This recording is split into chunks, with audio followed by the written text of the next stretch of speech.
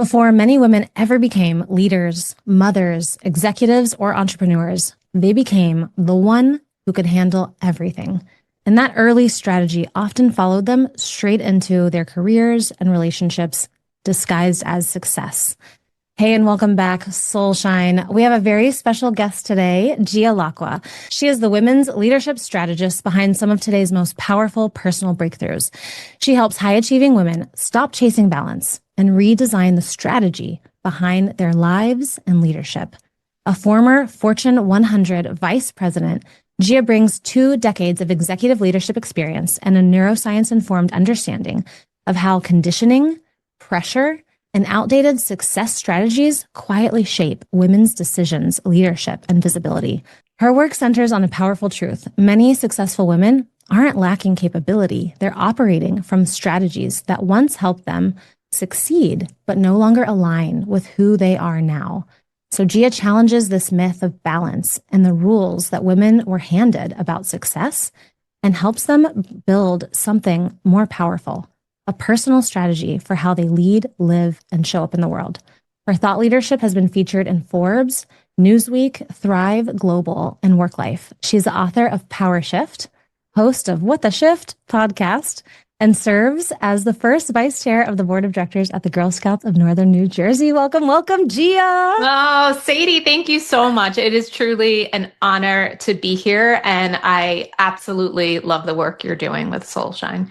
Thank you. Likewise, I am so excited for all of our listeners to hear your story and your perspective on how the very strategies that got them to where they are could be a contributor to what they're experiencing in their life now as far as misalignment or burnout or disconnection. So maybe you can share with us a little bit of your personal story before we get in, just to set the frame of your lived experience and honor that, of how did you get to this beautiful, your own shift in life? My own shift. I love it. Great place to start.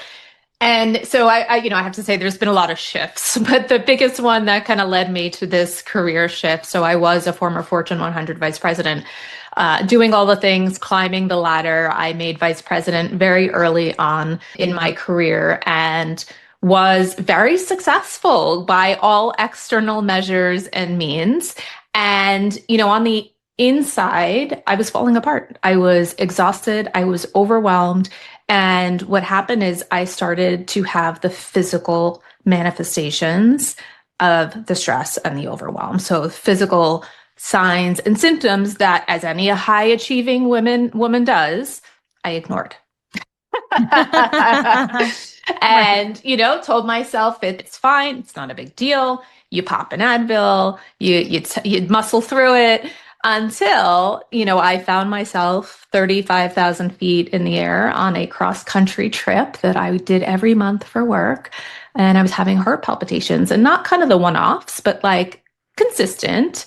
And so I made up all sorts of excuses. I told myself it was stress, and I told myself it was the, sinus medication I was taking. And I was in California and I was still feeling it. And what did I do? Ignored it. But on the back of my mind, I was still very concerned. And so I waited until I came home, collapsed. Then I allowed myself to collapse on the kitchen floor and realized that something was happening. And it scared me to death because I truly didn't know if I was having a heart attack or something more serious. And I finally said, okay, I can't ignore this any longer. And so at the age of 38, I found myself wearing a heart monitor under my suit when I went back to work. I had 2 little kids and, just continued to do all the things, trying to figure out like what was going on, thinking it was some physical cause. And, after lots of tests later, came to find out that it was really just a result of stress, anxiety, pure exhaustion that I was not managing because I was so busy caring for everyone else and doing all the things that I was truly neglecting myself and my own needs. Not only was I last on the list, but most of the time I wasn't even on my own list, right? So for me, it was a wake-up call. It forced me to take a step back and look at what was working and what wasn't working. For me, I know for a lot of women have experienced or, are going through some form of burnout. And not to dismiss it, that is very real. But what I realized through my own healing journey was that I also had a lot of unresolved trauma. that was Mm. coming up for me that I had been suppressing. And I had sort of been re traumatizing myself in ways that I didn't even fully realize at the time. And so for me, it led me on this healing journey, which I'm actually very grateful for. And it led me to become a trauma informed certified coach, because what I realized later is, when I was on the other side of it, I started looking at this through the lens of neuroscience. And I realized that my story may be unique, but I was not alone. And this really is a pattern. And I started seeing it more and more with high achieving women. Wow, there's so much in there that I just want to get into. But I think one of the things that you set the stage for is we have this unconscious belief that this is the way we have to do it. This is the Advil we pop. This is the thing we suppress. This is how we see other people do it, how we believe we need to do it, how we believe is the only way to climb the ladder. And it kind of takes you to the brink of a tipping point for us even to challenge the paradigm. And I'm wondering, what would you say to women who are maybe slowly on the path, but not quite to the breaking point? Do you think that we have to get to crisis before something changes? Why don't we get to that shift sooner? Yeah, it's such a great question, Sadie. And I think we need to start rethinking that, because I do hear so many women sharing their stories that are similar. It could have been the bathroom floor moment, right? Where you're having a breakdown, or you're crying in your car at lunch, whatever it is. So many women are having these stories because we are not listening to ourselves along the way. We're not listening to those signs and signals. Maybe they're physical, maybe they're not. Maybe it's the nagging voice. Maybe it's, that tension you are feeling internally that something isn't working because, and I know you talk about this a lot in the work that you do, but you're checking all the boxes and then you quote unquote arrive to this destination, whatever that may be. And you realize this isn't it, whether you're unfulfilled or, God forbid, we look in the mirror and say, I'm not happy. Facing the reality of there's more that I want. I can be grateful, but I can also, allow yourself to want more or different. And so I think it is a really important point that we have to start listening to ourselves along the way, because we become so disconnected. We tend to tune out those signals. Yeah. And I think that even you bringing up the trauma piece is such an important piece. I honestly didn't know too much about trauma until maybe 2022. And I'm starting to, I think at some point last few years, it became sexy. And so it was everywhere. Yeah. I'm like, what is this that people are talking about? Yes. And I found it to be one of the most eye-opening things that I could learn about, because I think that so many of us maybe had a good childhood. And like you're saying, we have so many things we should feel grateful for. And we judge our traumas as if they're these little T's that might not be as big as someone else's violent, painful big T. And so why should I feel bad for this life? Why should I, change anything? Maybe I don't need the help that other people need. And I think there could be a disconnect there from our own needs, from our own healing journey, maybe because we don't even understand what trauma is or how it shows up in people's lives. So for people listening to this, what would you want people to know out there about how does trauma play into either their healing journey or them supporting themselves into a more aligned life? Such a beautiful question. And thank you for asking that. So I think you're right. I think there's been a lot of misconception around the word trauma. I think the last couple of years has helped dispel some of those myths and make it more accessible, especially with social media. And I think, people who are trained and informed and speak on it, it's great for education and awareness. So I think the most important thing to know about trauma is it's not about the event itself. Trauma is about the imprint it leaves behind. So trauma is really any experience that overwhelms your ability to cope. It overwhelms your system. So capital T trauma are the traditional things that we think about, like war, right? Or you're in a natural disaster. You suddenly lose your spouse. Then there's the lowercase t trauma, as you mentioned, which can be maybe less visible. So it can be things like being bullied as a child in school. Could be a car accident you got into. It could also be about things that you didn't receive. If you weren't emotionally supported or validated, things that were missing from your childhood can also cause trauma that you carry with you. And I think a lot of us don't necessarily know that it's trauma, or we think that, we resolved it, we dealt with it, because intellectually, and I can tell you this is definitely true for me, I intellectualized it. And I thought, yeah, I'm good. I got it, right? Because I made sense of it in my brain. No way. It was still living in my body, in my nervous system. And it really wasn't until I had that moment that I realized I hadn't dealt with it.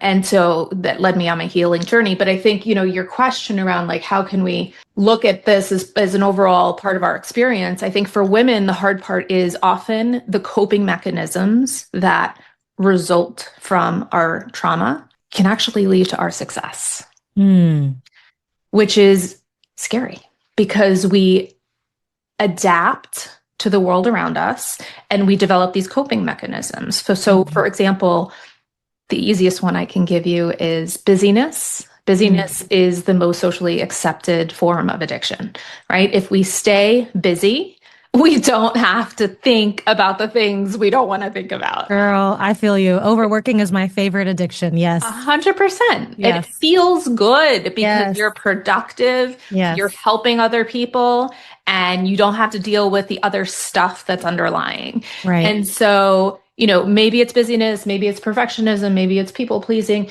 A lot of people say, I'm a control freak. You're not a control freak. That's not a personality trait. It's a coping mechanism. And I think that is one of the things that I really want women to hear is, it's not necessarily who you are inherently, it's who you had to be. And the problem is we carry those strategies with us into adulthood and we don't even realize it because they become so ingrained. We think it's just part of who we are. Right. I think you even just saying that and bringing like awareness to it, I hope will allow so many listeners to question it. Like, wait, what she's saying, where did I get this? Maybe this isn't me inherently, but like exactly like you're saying, giving it a language and mechanism, it's a coping strategy. So once you arrive to that point of a coping strategy, and I love the way that you hold space for the duality of it, like recognizing our society is built around rewarding certain behaviors, and we, in order to make it to the next day, need to survive. And it's not that maybe we are wrong or bad for surviving or using these survival techniques to a point until it becomes our demise. So how would you like balance, how do you know when it is you are using it from a place of creating a path that's aligned, using it, maybe is it possible to use it strategically, or is it kind of an all or nothing? You're only using it from survival. How would you advise people once they realize that they are in these survival mechanisms to how do they look at it next? What do they do next? Yeah, great question. So, first, I just want to mention that there's a lot of aspects to how we develop this strategy. And so girls are socialized into what I call a success model very, very early on. And research on gendered socialization shows that girls are rewarded for compliance, emotional labor, and anticipating the needs of others. Now, on the flip side, boys are rewarded for independence and risk-taking behavior. Wow. So just sit with that for a minute, right? Yeah. So by the time you are an adult, male or female, these patterns are neurologically encoded. Again, so it feels like just part of who you are. Right. So your question, is an important one. Like, how do I know if it's helping me, if it's hurting me, and can I use them at all? Is a really important one. And I think the point is to separate the coping mechanisms and the patterns from the role and the identity. And so a lot of people have never stopped to reflect on this question, which is, who am I aside from the roles and the responsibilities? And yes, the roles are part of who you are. But the problem is we let the roles own us instead of we own the role. Right. And so I think it's really important to get clear on who you are at your core. When nobody is calling you mom, boss, partner, sister, right? Right. Daughter. Yeah. And who are you at your core? And what are the roles that you are taking on? And what do those roles require of you? And so it's really about being intentional. Mm-hmm. So I may say, yes, I'm a recovering perfectionist, but when I am folding laundry and I have 12, actually 13, because the laundry eats socks. But when I have 13 white Nike socks staring me in the face, whoa, like I start sweating. I become very nervous because I want to make sure they match. And then I have to remember, so this is a process. It is not just going to go away overnight. And I'm not saying perfectionism is bad. People pleasing can be great if you're doing it out of service, if you're doing it out of something that you want to do for somebody else versus doing it from a place of sacrifice, which is where the guilt comes in, or the shoulds. I should do this. I have to do this. So it's about a feeling, and it's also about the language that you're using, even when you're speaking to yourself. Yeah. So I think what I hear you saying is that it's not about what it looks like on the outside, but more a question of, is it in integrity with who I am, who I want to be, how I want to express myself in this moment? I love the example that you gave. Am I pleasing this person because it genuinely makes me happy, despite if they're actually pleased or not? Right. But it doesn't matter because it's for me first. I would love to cook this meal for my child on this special day for me because I want to feel like the kind of mom who thought about her and can do this, even if she's full or doesn't like it, versus, I have the mom guilt and I want to try to make up for last night. And my goal is for her to have a perception of me. It's outside of me. I'm pleasing her, but in trying to recover a deficit or something. It's such a subtle nuance. And I think we probably behave on autopilot so much. We don't maybe even give ourselves the time and space to inquire and get curious about the why behind it. And I love that tool that you gave us just now because it really detaches you, I think, from how it looks like on the outside and really reorients you to you. Yeah, that's beautiful. Absolutely. And there was someone shared with me a story that I think is a great example. Like you used cooking the meal for your child or your sick neighbor, whatever it might be. Somebody said, I couldn't, as a working mom, I couldn't be at the class party for my son and it crushed me. And I think all working mothers have had that feeling and that experience of, I couldn't be there for my kid when I wanted to be. And she had this beautiful reframe, which was, what I did instead on Friday afternoon? I decorated the house and baked a cake and threw a party at home. And guess what? He loved it. And you know what? It doesn't have to be on somebody else's definition. It doesn't have to be on somebody else's term. And just because other mothers were able to be there does not mean that you're a bad mother. So it is about, what can I do that's going to meet my needs and their needs? And it doesn't have to look like everybody else.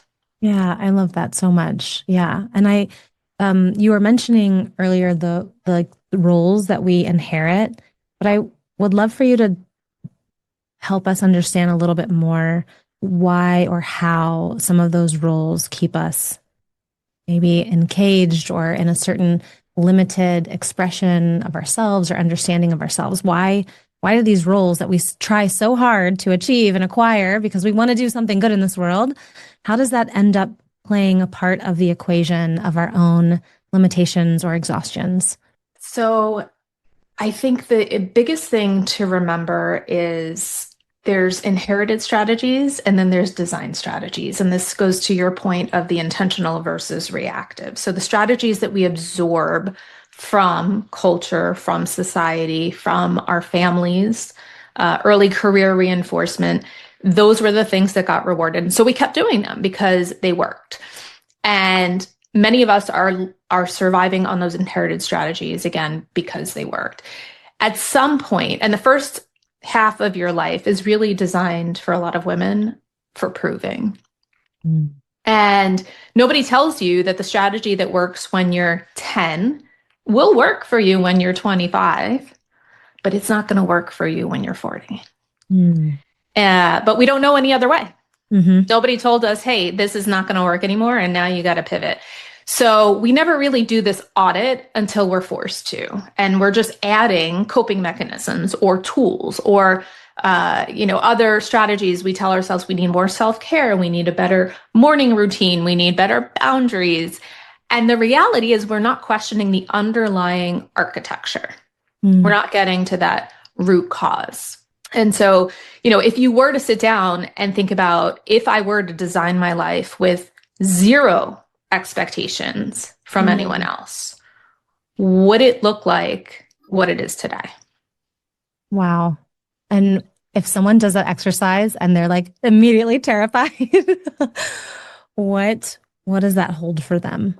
Yeah. I think it can be scary, but it's also a beautiful thing, because you realize that gap is the one you have to pay attention to. It's the life that you have versus the one that you actually want. And you don't have to blow up your life overnight. I know it feels scary. And I think getting curious and tuning into what's working and what's not, because it's not all going to be wrong. Right, right. And so it's really being intentional about what parts of your life are working and you want to keep and choose to maybe recalibrate. Is a good word, versus what's really not working. Is it my relationship? Is it my career? Is it the way I'm parenting? Whatever that might be for you. And it could even be something smaller. Like it could be, I'm not taking care of myself, or it could just be like my workouts aren't what I want them to be, or when I want them to be, or how freaking, whatever it is for you, just really looking at it and saying, what would I do over? What would I do differently? And then working with a professional who can help you, whether it's a therapist or a coach, who can really help you reflect on what you want and how to make those big shifts over time by breaking them into smaller steps. Yeah. And I would love to spend a little more time on that permission, because I think that what I hear you saying is that you deserve to be in the table. Your desires, your wants, without these other people's expectations. And I keep thinking about what you said in the beginning about how we're even socialized as young people to serve others, to put others before us. And even in your own story, you said you were last on the list or not even on the list. And how ingrained does that become, that to be a good woman, a good partner, a good employee, it's all about serving everyone else but us. And how can we start to either hold space or soften around feeling selfish that we have needs and desires, feeling guilty that we have needs and desires, thinking we're a bad person? Like, so many women have such good hearts and they want the best for their community, for their family, for their workplace. They want to be a quote unquote good person and do good things. And I feel like one of the more common things that can be experienced is that internal tension of somehow everyone else's needs are greater than theirs. And so it's okay. I can eat last, or I can eat the crumbs. Like, as long as you're taken care of, oh, okay, I have peace that I was good today, or the world is better because of that. Yeah. So how do we start inviting the self into the equation? Great question. So I want to start with roles that we identify with come with an invisible set of rules. And so I think it's important to stop and ask yourself, what does this role require of me? So if I think about being a good mother, what does being a good mother mean to me? And maybe what it means to me might be different than what it means to you. And that's okay. That's the point, is what does that mean to me? Being a strong leader at work, does that mean I'm, able to get the most out of people? Or does it mean that I am vulnerable with my people and able to admit that I make mistakes, right? Like, what does it actually mean to you? So I think part of it is we associate rules with the roles, and that is the invisible script that we're running. And I'll tell you, it doesn't even have to be a formal role. It can be the fact that, if I identify as the strong one or the capable one, I won't let myself rest, or I feel guilt when I slow down. And so we have to really look at what standards we're holding ourselves to, and are they still valid? Right. And so your point around, turning into giving to ourselves or pouring into ourselves is so important. And we know it logically, but it becomes really hard to embody. Yeah. And so I think part of it is looking at your definition of what being a good mother means, or a good leader means, and how you can show up for others. And obviously, if you're not caring for yourself, you're not going to be your best when you're showing up for others. So that is sort of an obvious one. The less obvious one for me, the shift that really helped was looking at the model I was modeling for other people.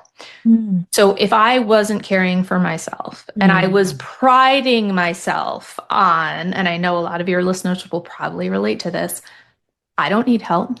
Right. Being the independent one, being the strong one, I don't ask for help. So the role required that I do everything on my own. Right. And it took a real moment for me to realize if that's the message I am internalizing, that is also the model that I am teaching my two girls. Yeah. And the model I am teaching the women who work on my team.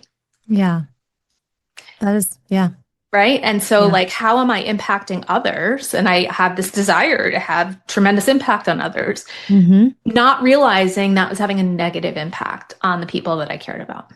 Yeah. I think what you did there is so like simple but powerful, because you just took it from the ego and I'm selfish and I'm bad back to service, which is at the heart of it, what so many women want to do. And I think that's such a beautiful reframe and tool that they can use of what is the impact beyond me, and how can that actually, like, that purpose then carries the discomfort. Like, I can still be really uncomfortable asking for help and still have these thoughts and judgments about myself, because that won't go away. I'm human. And oh, this is for my daughter. Oh, this is for my colleague. Like, I can rise because it's for them. And I think that's such a beautiful, powerful tool. Thank you. And it helps build the muscle memory, right? It's like, okay, it's not going to be easy at first. Right. Guaranteed. But, and even the language comes into play, right? Like the fact that it's hard for me to get the words out of my mouth, I need help, could be different than, hey, Saidie, would you mind driving me, right, to my doctor's appointment? So even just thinking about the framing around it, but the more you do it, the more you're like, okay, nothing bad happened, right? Yeah, and yeah. this person, by the way, I didn't inconvenience them. They were happy to help me. Right. Because I helped them. Right. Yeah. And so just building that muscle, starting with the small baby steps, is really powerful. Yeah. I think even what you're saying, like, you're training your brain to see the evidence of your new belief to solidify it. Like you're saying, oh, this person's not inconvenient. Okay, belief. You can dissolve a little bit more. Or even you hearing yourself out loud, like, say you need something. How does that, I don't know, subconsciously tell yourself, I matter. Wait, I'm here too, as a message back to you, like reciprocal. Yeah. Absolutely. That's beautiful. How does it practically look? I think a lot of this, like, is practice self-trust. I have to trust myself enough to be safe to ask it or deconstruct this thing or hold space for these shifts. How would you guide or encourage or work with women to help them build that self-trust that they can even be open to these conversations or doing this work? Such an important question. So I think a lot of high achieving women have disconnected from their intuition. And self-trust is really about, I know you talk about this a lot too, but it's turning inwards and listening to ourselves and really getting very clear on what's happening internally versus the external. So turning down the volume on the external, turning in the volume on the internal. I just had this conversation with my 11-year-old last night about how we need to build that muscle. And it is really important about tuning in. And I like to say we like to think we have one brain. We actually have three brains. And as a physician, I'm sure you can appreciate this. We have our logical brain, we have our heart brain, and then we have our gut brain. I love that. And there's data. Neuroscience shows us, right? And the science shows us that there is actually the sensations that come up from our body. So 80% of our nerves are afferent, meaning the sensations are coming up from our body to our brain 80% of the time, versus what we think is happening is brain to body is actually only 20% of the time. So think about that, right? Like, your body knows before your brain tries to make sense of it. Yeah. And so what I would say is try to get back in touch with the bodily sensations, whether that's through meditation or yoga or just sitting in stillness, even if you're on a walk, or when somebody asks you for something and you feel your stomach drop, but then you say yes, right? So it's that checking in with yourself before you respond, before you react, before you make a decision, instead of acting on that default strategy. Is really stopping to question what is coming up for me. Where am I feeling it? What am I feeling? And getting curious with it. And it may be that your brain, your heart, and your gut are not all going to align. Yeah. And that's not uncommon, because I see that all the time. People are like, well, my brain says this and my heart says that. Exactly. That's the point. But the question is, what's underneath that? And what's coming up for you, and being able to reconcile that for yourself. I love that you bring this to light, because I think so oftentimes in like coaching or cognitive tools, we're so anchored into like, CBT, your thoughts create your feelings, create your actions, create your reality.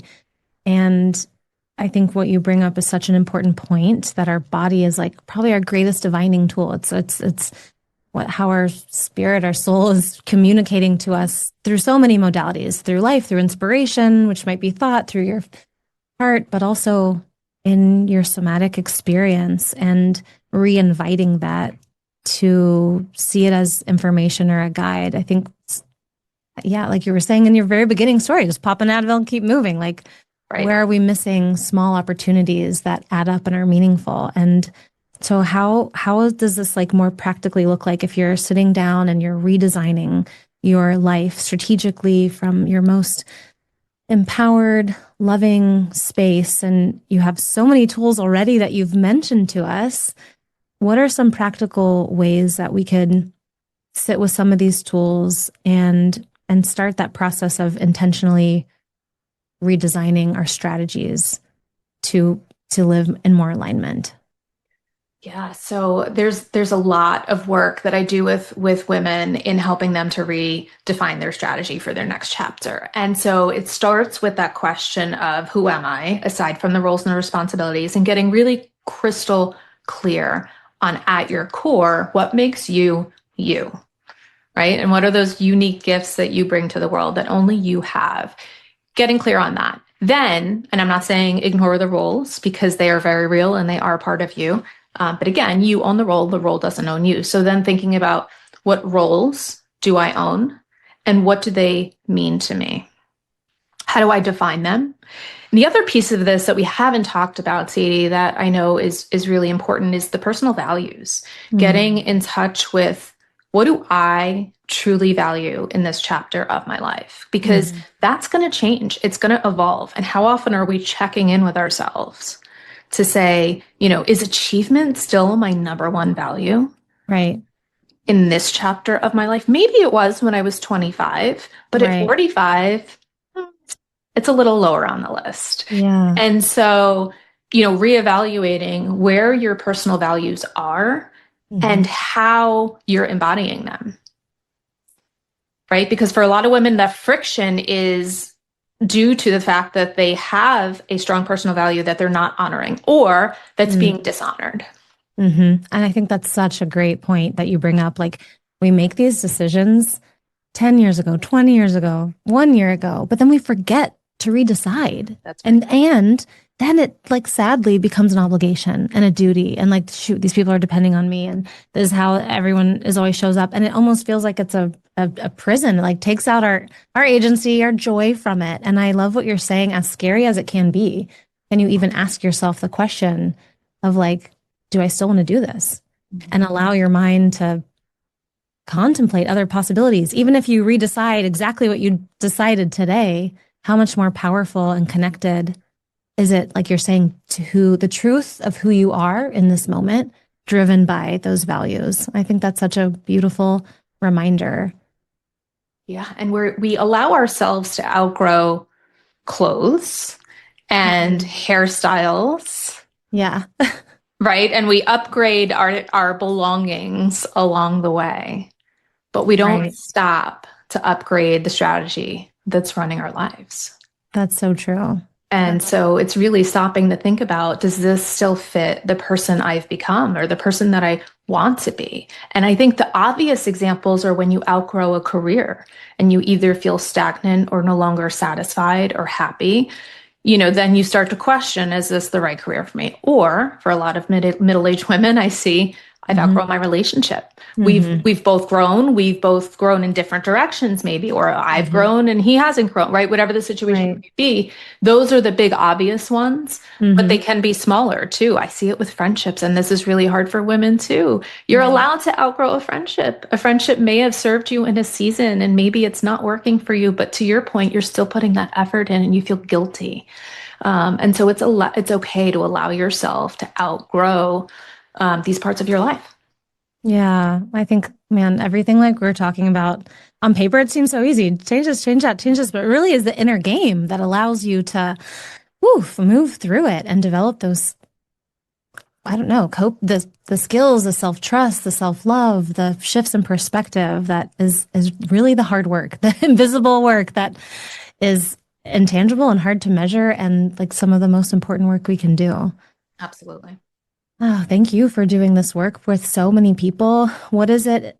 Any other messages that you feel pulled to share or to share with women? Yeah, I think, a lot of in the personal wellness space and in women's well-being, I think a lot of us are obsessed, and rightfully so, with wellness, and we should be. But I think a lot of what's out there is about adding more. It's about more boundaries, more routines, more self-care, right? Adding a tool, buying this. And my question is, what if the actual work is about subtraction? I love that. Tell us more. So think about peeling back the layers of the onion, whether it's your roles and your responsibilities or those coping mechanisms and the strategies, the outdated relationship, or relationships, and really thinking about what no longer fits. Just like I always go back to my incredibly messy closet. I always procrastinate, right? But getting through your closet and like what no longer fits. And it could be because it physically doesn't fit anymore. Like the suit I wore when I was 25 doesn't fit after 2 kids, right? Or is it just not my style anymore? Do I just not like the color anymore, or the print or the fabric? And that's okay too. And so I think it's really doing that audit to say, am I consciously choosing this strategy based on who I am today, or is it something I'm carrying over? Yeah, I think that's so beautiful. And it just really makes me think about you doing this work and allowing yourself to live, permission to live is like one of the most miraculous, like amazing things we can do. If we were like, I don't know, I think about this often. Maybe it's because I work with what I work with and see life and death and suffering and like children who can't make it to adulthood, or they do and they can't live as fully as other children. But I think sometimes we're just on this autopilot of we think that we're living, and like you're saying, we're checking off the boxes, we're doing the things, but we're not really living. Gia, everything that you've talked about, the disconnection, the ache, the holding back because it's painful, because it's scary, because you're not sure, because you're lost. And I love the work that you do, because it really, like, I have full chills just thinking about you bringing people back to their life, to their self. And I can't think of how else, like, I would want that for my own daughters, for myself. I don't want to, there's this quote Viola Davis recently said, I'm probably going to get this wrong, but she said, and I don't know who she got it from, that the definition of hell is the day that you die, the version of all that you have been meets the version of all that you could have been. Holy smokes. Yes. I keep thinking about that. But Yeah. that's what I see in your work. I see your work as an invitation to keep exploring all that you could be right now, right here, right today. Even if it's shifting a little bit, 1 degree over time adds up, or maybe it's a really big, scary shifts. But I see your work as a permission slip Yeah, it's giving yourself the permission to want more, to want better, to want different. Yes. Absolutely. And we need that. We like, what a beautiful gift for this generation, for future generations to like shift the paradigms of how you started this conversation. We were taught that these things are the pathway to success. So how are we now as women in leadership? And like you said, it doesn't have to be a role. It could be a mother as a leadership, a neighbor as a leadership. You don't have to be a mother, of course, but an aunt, whatever it is. So how do you see us influencing the societal structures, the way that we define leaders through this intuitive, values-based work, like this feminine intelligence, I'm going to call it. I know it's not related to gender or sex, but just to give it a label, how does the future look like in a world filled with Gias and Gia-supported women? Thank you for asking that question. Wow. So that's another important part of this is, it starts with self. It starts with self-leadership. But it is about the legacy you leave behind. And when you reflect back, and this is a little bit of a morbid exercise, but when you think about, we're all here for a finite time, when you think about your obituary, your eulogy, what do you want it to say? What do you want someone to say about you? It's not, wow, she always answered my emails at 11 o'clock at night. No, like that is not your legacy, right? So what is it that you want to leave behind? And so your question is an important one, is how do we create the change we want to see? And I think we have to stop accepting the status quo. I think we settle because it's comfortable and it's easy and it's the known, right? Our brain fears the unknown and we cling to the known even when it's uncomfortable, even when it's painful.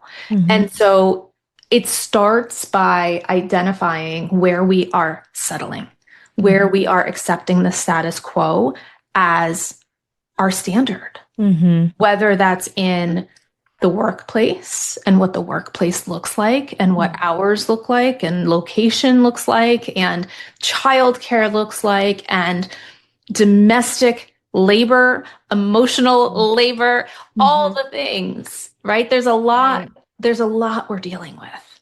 And so it's important to just look at, where am I settling? Yeah. Yeah.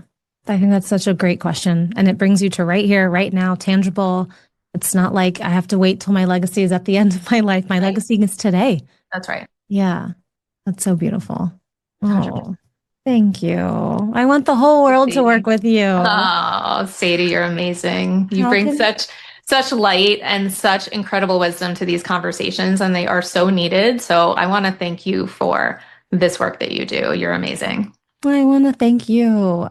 You bring such a beautiful, like, not only lived experience, but your expertise, and you have this beautiful like balance between structure and clarity and like a path, but then you have this beautiful fluidity inside of you and depth that is just so magical. So how can people experience that in person or virtually, but with you, in relation to you? Yeah, absolutely. Thank you. So you can go to my website, gialacqua.com. That's GIALACQUA.com. And on my homepage, there is a quiz. You can take your default strategy audit and find out what strategy you are defaulting to. And then, look at what's next. I also recently published a book called PowerShift into the world, which is, from balancing it all to the strategic pursuit of what matters most, because I am very, as you know, deeply passionate about this work and committed to helping women to shed the old layers of a strategy to create their new strategy. So I'm also on Instagram and LinkedIn under Gia Lacqua if anyone wants to connect. And your podcast. I love saying it. What the shift? Absolutely. Thank you. So we are on all podcast platforms. What the shift is for your 2 a.m. thoughts. I love that because everyone has them. 100%. And it's like, then the morning we wake up and we go, we're, on the go, and we forget what happened at 2 a.m., but they're there. We need a home for them. Yes. And I will put all of those in the bio and in the description. And just so grateful that you exist, that you are leading through your own example of authenticity and values and giving permission for everyone else watching you to say, hey, I belong too. My heart belongs, my alignment belongs, and being a leader in that way. Thank you for all that you do. Saidie, the feeling is so mutual. Thanks so much for having me on the show. Wishing you all play, possibility, and peace. Wishing you to feel so supported in this space. And I'm so honored to be a part of your soul tribe. Sending you love, and I'll see you next week.